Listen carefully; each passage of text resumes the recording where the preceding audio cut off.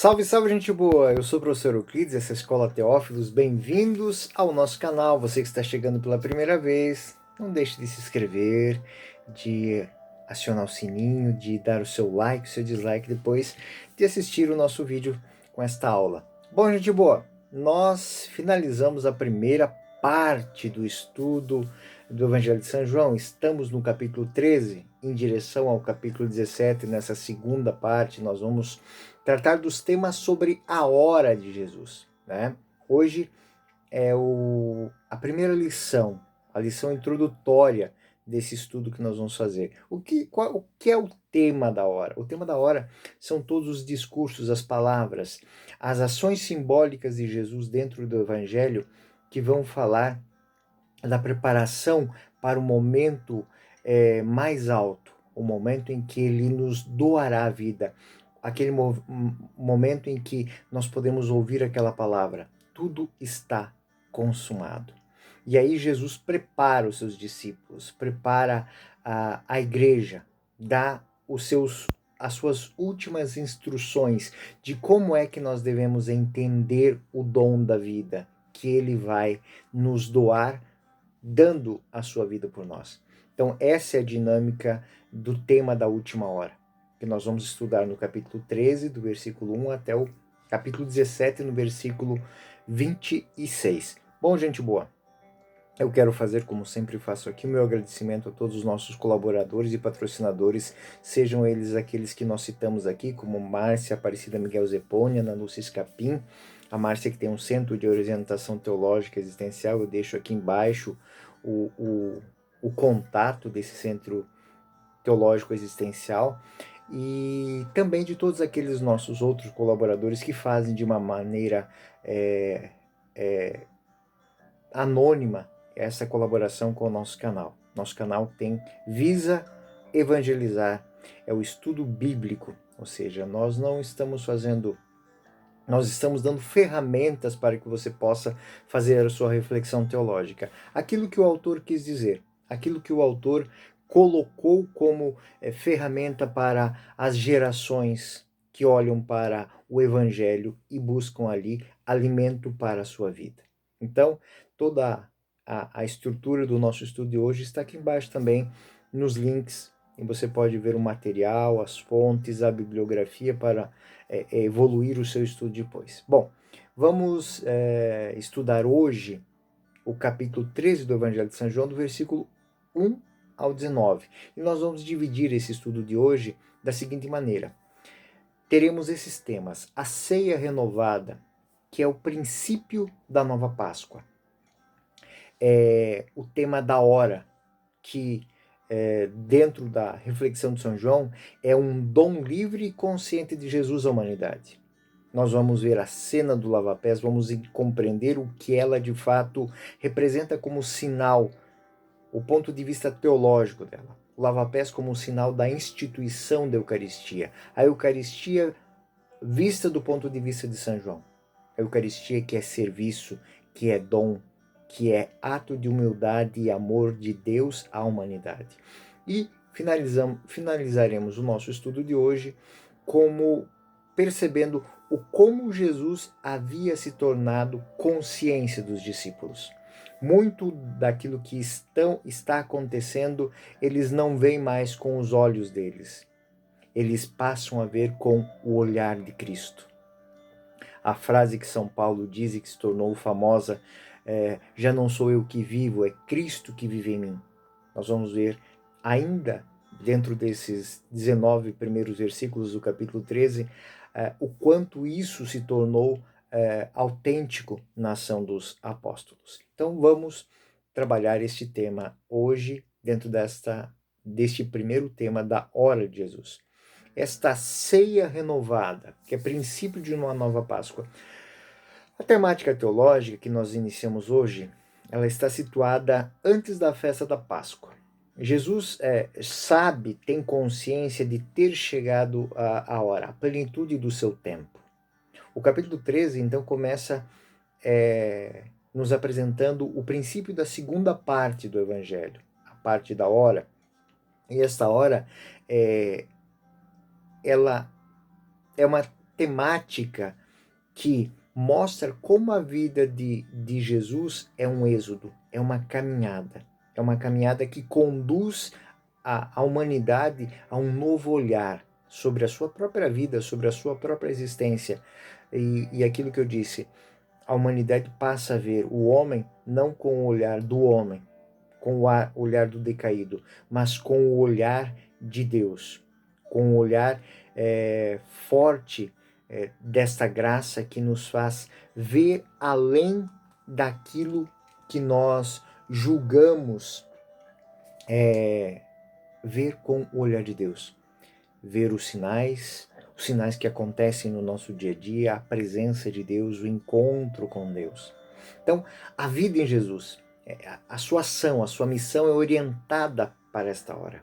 Tudo o que aconteceu até agora, os grandes sinais, a mudança de paradigmas com o seu discurso, o seu embate com os mestres da lei, tudo trouxe este momento. O capítulo 13, então, como disse, ele nos prepara para novas realizações. O capítulo 3, ele precede o relato da paixão. Ou seja, do 13 ao 17, nós temos a compreensão teológica do que será a paixão, morte e ressurreição do Cristo. Em outras palavras, são discursos que Jesus faz aos seus discípulos durante o jantar de Páscoa, da Páscoa judaica. E essa Páscoa judaica passa a ser o ponto de partida para uma reflexão sobre a Páscoa, a verdadeira passagem do mundo para o Pai.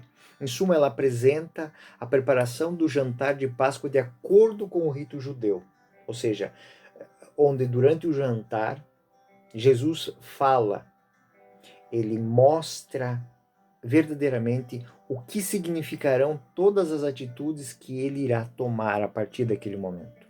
Inclusive, a sua posição diante da traição, não somente a traição de Judas, mas a traição da fraqueza dos seus próprios discípulos. Pedro, que o nega e tudo mais. Então, esse esquema que é apresentado por João também é apresentado pelos sinóticos, Mateus, Marcos e Lucas. As palavras ditas por Jesus naquela ocasião, dentro dos sinóticos, são muito poucas.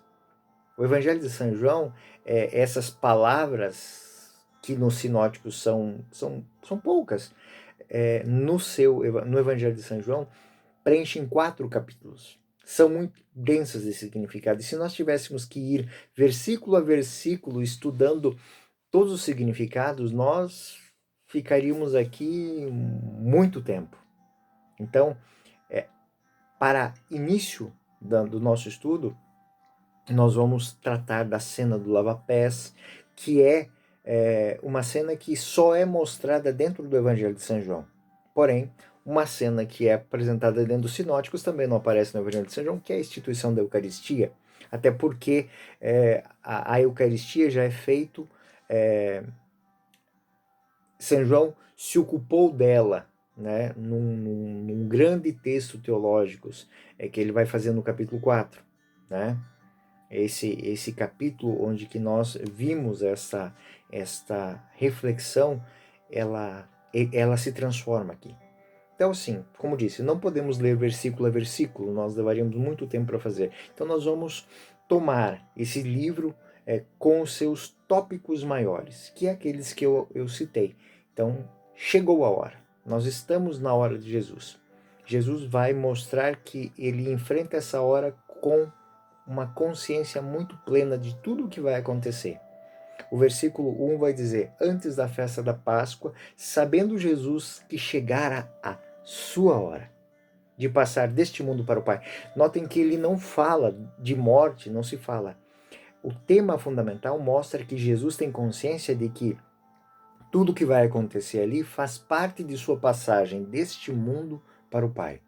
Versículo 2: durante a ceia, quando o demônio já havia lançado no coração de Judas, filho de Simão Iscariotes, o propósito de traí-lo.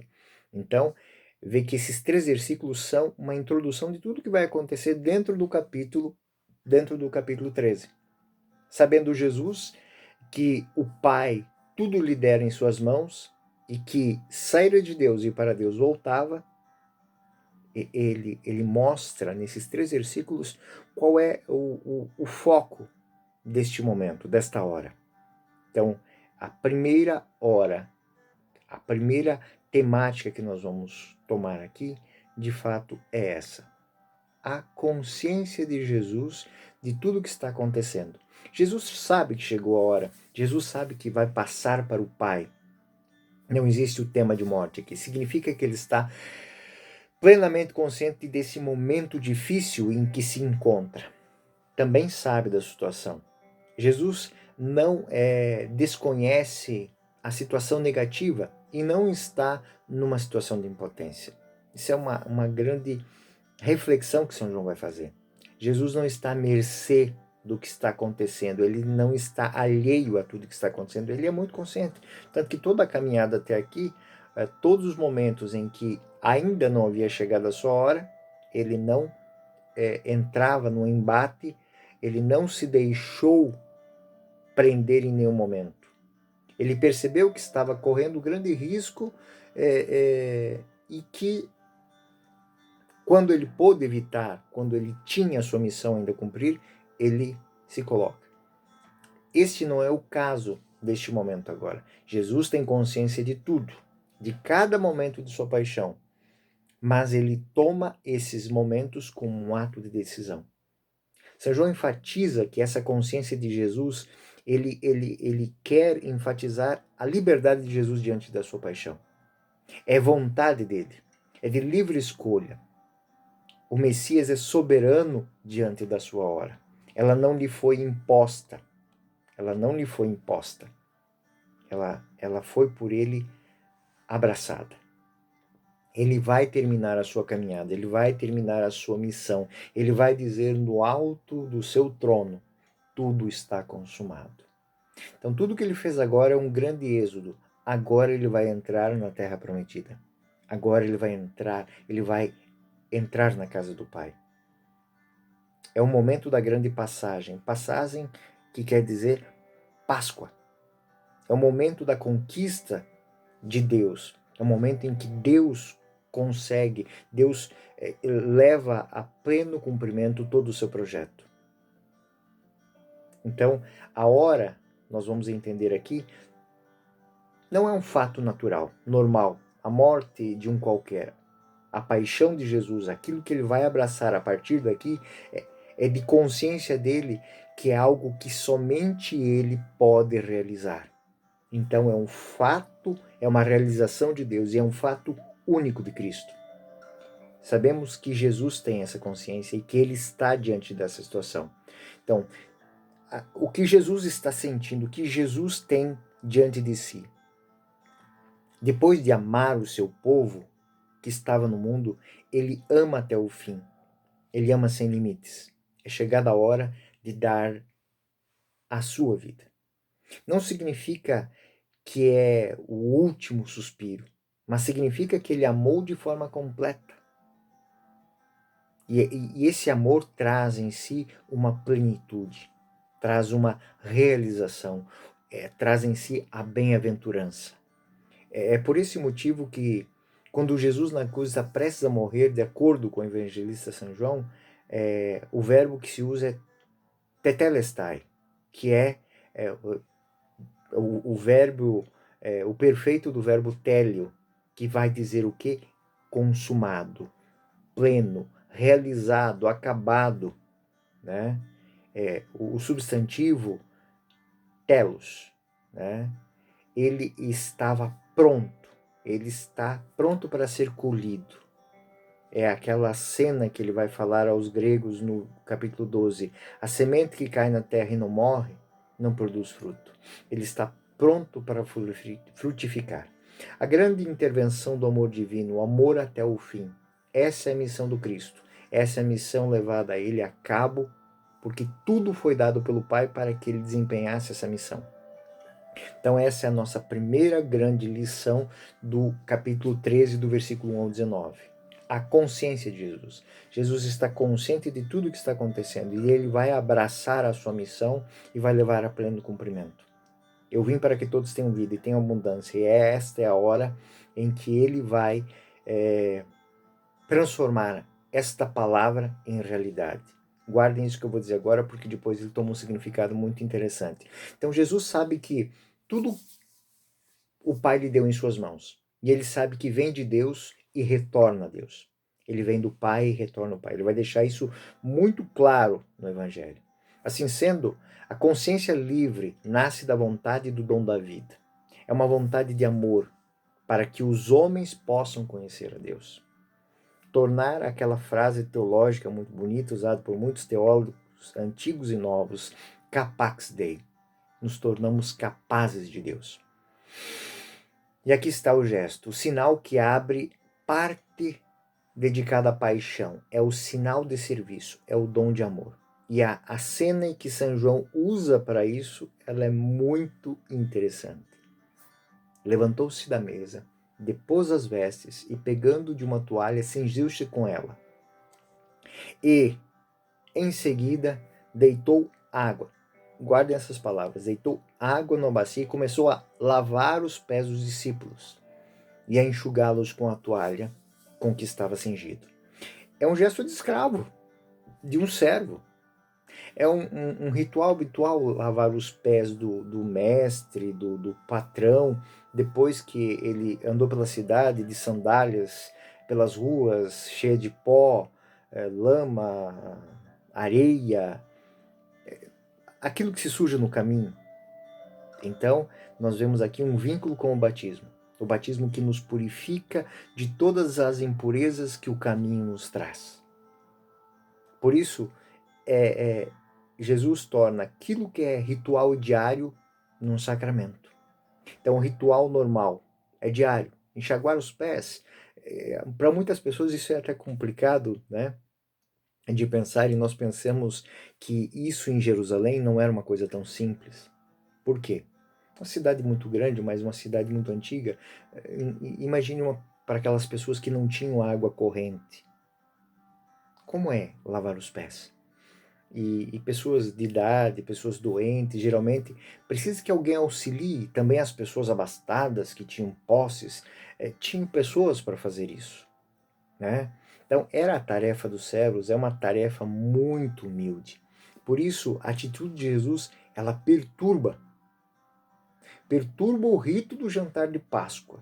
Ninguém espera tal gesto. Por quê? No jantar de Páscoa, de acordo com o rito judeu, sim, existe a lavagem, mas começa com a lavagem das mãos. Quem se senta à mesa, à cabeceira da mesa, geralmente o ancião, geralmente o chefe de família, ele lava as mãos simbolicamente. E Jesus acrescenta a isso um rito diário, ou seja, ele vai fazer aquilo que se faz todo dia, tomar uma outra dinâmica. Mas isso é incomum para a ceia, porque lavar as mãos é diferente de lavar os pés. E muito menos quem lava os pés. O mestre não faz isso, o Senhor não faz isso. Um chefe de família não faria isso naquela hora. Então, mostra-se aqui que a Páscoa de Jesus, a ceia pascal de Jesus, é uma purificação cotidiana, mas muito diferente daquela que simplesmente para fazer o rito. Ela vai muito além disso. E os apóstolos ficam chocados com o que eles veem. Eles ficam chocados com esse gesto. Eles não esperavam isso. Jesus escolhe ações significativas que imprimem-se na memória daqueles que estão vendo e deixam marcas. Mas isso não é, como disse Jesus, tem consciência. Ele quer que isso seja impactante na vida dos seus apóstolos. Por quê? Porque, de acordo com a teologia joanina, ele não está falando só aos apóstolos. Ele está falando a todos os cristãos naquele momento, para que possam se esforçar para entender o que ele quis dizer com esse gesto. Como disse, São João tem o lava-pés e não tem a narração da ceia eucarística. Então, o lava-pés está no lugar da Eucaristia. E o que ele quer dizer com isso? Que a Eucaristia é um serviço de amor e doação à humanidade. Quando eu vou para a Eucaristia, eu tenho que ir da mesma maneira. disposto a lavar o mundo, a purificar o mundo, a transformar o mundo, transformar das impurezas do caminho. Aquele que comunga, ele tem que comungar com a dignidade nova. Não somente uma dignidade conquistada através do cuidado, mas através do serviço. Pedro, ele é irrepreensível como de costume, né? Ele não aceita essa situação, porque ele não compreende essa situação. Ele se apoia, ele não permite que o mestre lhe toque com suas mãos nos seus pés naquele momento.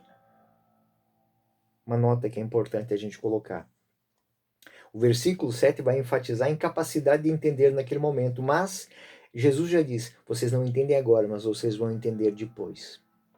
O que faço não compreendes agora, mas irá compreendê-lo em breve. Ele vai entender qual é o serviço e qual de fato é o dom da purificação.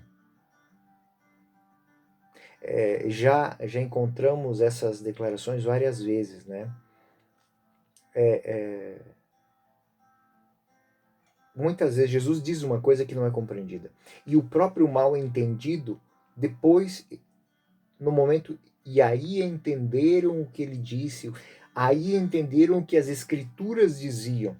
Ou seja, os fatos impactantes de Jesus são para isso mesmo, para ficarem gravados na memória, para no momento serem resgatados como verdade, como conteúdo. Então, Pedro não consegue entender a verdade. Ele não entende o que é que Jesus está falando. Jamais vai me lavar os pés, respondeu. Ele falou para Jesus aquilo, acho que até num tom de certa empáfia, né? E Jesus responde, se não te lavar os pés, não terás parte comigo. Essa declaração de Jesus, ela é impactante também. E mais do que apenas uma referência ao lavar os pés, ela é uma referência ao batismo, à participação sacramental. Isto é, através do sinal da água. Lembra que eu falei lá, tomando água, deitou a água numa bacia e lavou-lhes os pés? O sinal da água que lava, ele purifica da morte do pecado e conduz à ressurreição e à vida. A ressurreição de Jesus.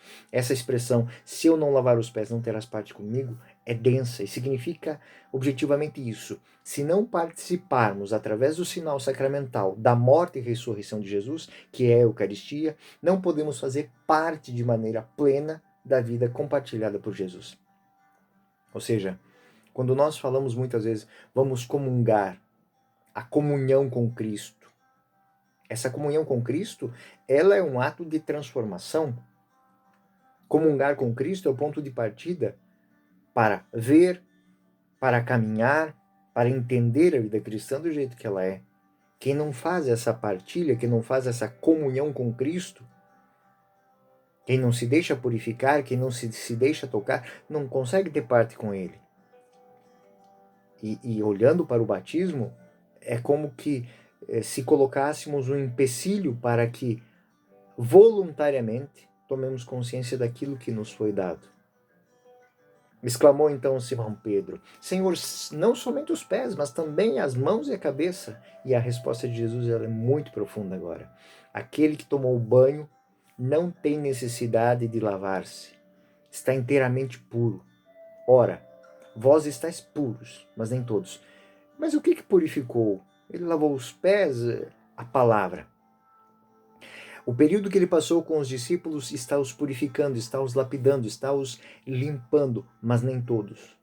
Por quê? Porque alguns ainda guardam o fermento dos fariseus. Guardam aquele pensamento antigo, arcaico, de achar que o Messias é um líder político, que é um libertador militar, que é isso, aquilo. E ele sabe que um deles está assim. Foram purificados pela palavra, mas os que quiseram ouvir a palavra. Foram libertados pelos exemplos de Jesus, mas quem quis entender os exemplos?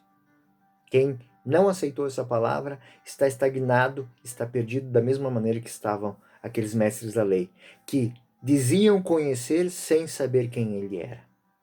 É uma referência ambígua que será esclarecida depois. Lá pelo versículo 20 nós vamos entender isso. No versículo 13 começa essa explicação. Vós me chamais de mestre e senhor, e sabeis bem, eu o sou. Eu sou, novamente. O mestre e senhor deles é Deus. Logo, se eu, vosso mestre e senhor, vos lavei os pés, também vós deveis lavar os pés uns dos outros. Dei-vos o exemplo para que, como eu vos fiz, assim façais também. O versículo 15 diz isso. No final, portanto, emerge o significado simbólico desse gesto. O que Jesus está fazendo, ele representa verdadeiramente a Eucaristia. É um modelo de serviço. É um exemplo de dom da vida. Então, na estrutura da história de São João, este episódio substitui a história da instituição da Eucaristia, que, como disse, o pensamento de São João é a mesma coisa. Serviço e Eucaristia, comunhão e participação.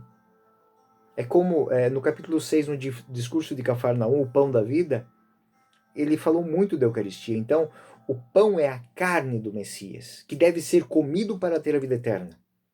Sendo assim, João omite esse texto que substitui por outro, que melhor comunica a ideia. Então, este pão que nós comemos, que nós comungamos, é o pão do Cristo. Mas não nos esquecemos que esse corpo que nos foi dado é sacrifício em serviço à humanidade.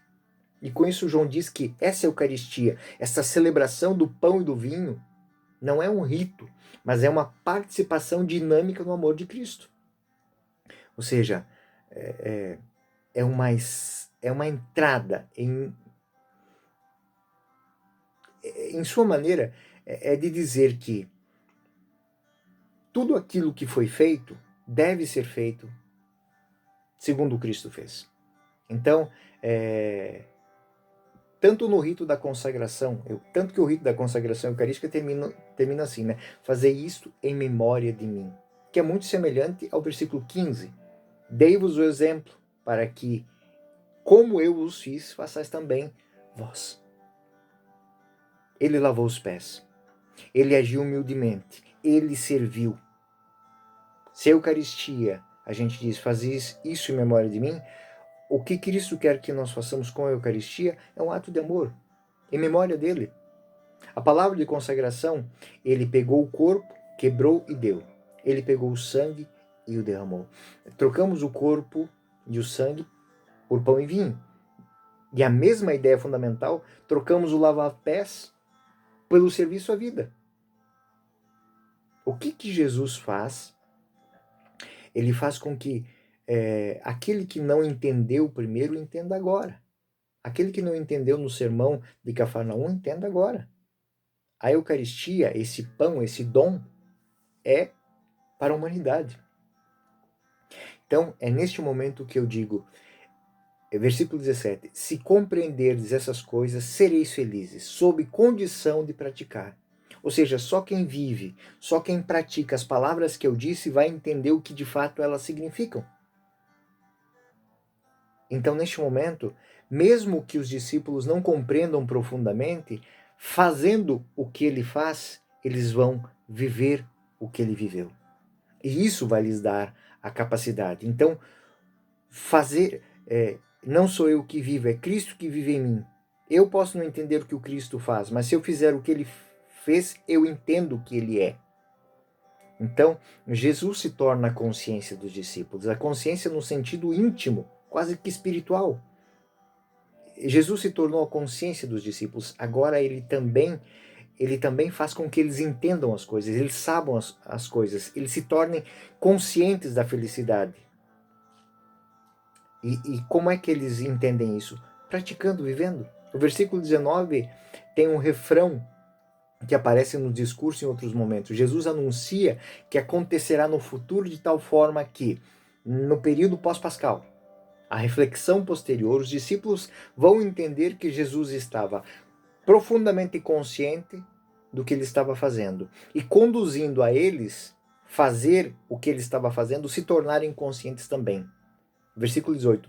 Não digo isso a vós todos, conheço os que escolhi, mas é preciso que se cumpra a palavra da Escritura. Aquele que come o pão comigo levantou contra mim o seu calcanhar. Que é uma expressão do Salmo 40, 10. Ele está dizendo exatamente neste momento que um deles vai traí-lo. Eles não sabem quem é, nem porquê, nem como, nem quando. Mas ele está dizendo agora para que depois... Mas o simples fato dele estar dizendo está mostrando que ele confia que eles vão compreender quando isso acontecer. Por quê? Porque a missão fundamental dos apóstolos não é outra. A missão maior que Jesus vai deixar para os apóstolos é saber que ele é Deus. A expressão, para que creiais e reconheçais que eu sou. Eu sou, é escrito com 2 letras maiúsculas. É um daqueles versos que é uma fórmula que se refere ao próprio Deus no Antigo Testamento, o qual a fonte maior e a fundamentação maior disso é que os discípulos se tornem porta-vozes de Deus. Acreditem que Jesus é Deus. Portanto, tornar-se testemunho deles é o ato maior de amor ao Mestre e à humanidade. O serviço dos apóstolos, o serviço da igreja é levar a Cristo a cada homem, a cada mulher. Seja ele judeu, seja ele pagão. Seja ele quem quiser. Quem crer e for batizado será salvo. E o fato de suscitar a fé no outro é o maior serviço que um cristão pode desempenhar. E como é que se faz isso? No serviço humilde, lavando os pés, dando a vida. Mas nem todos são assim. Existe quem trai a missão desse amor. E esse é o tema do nosso próximo estudo, do nosso próximo vídeo. Eu sou o professor Euclides, essa é a Escola Teófilos. Bem-vindos ao nosso canal. Até o próximo vídeo. Fiquem com Deus e a paz esteja convosco e permaneça no meio de nós.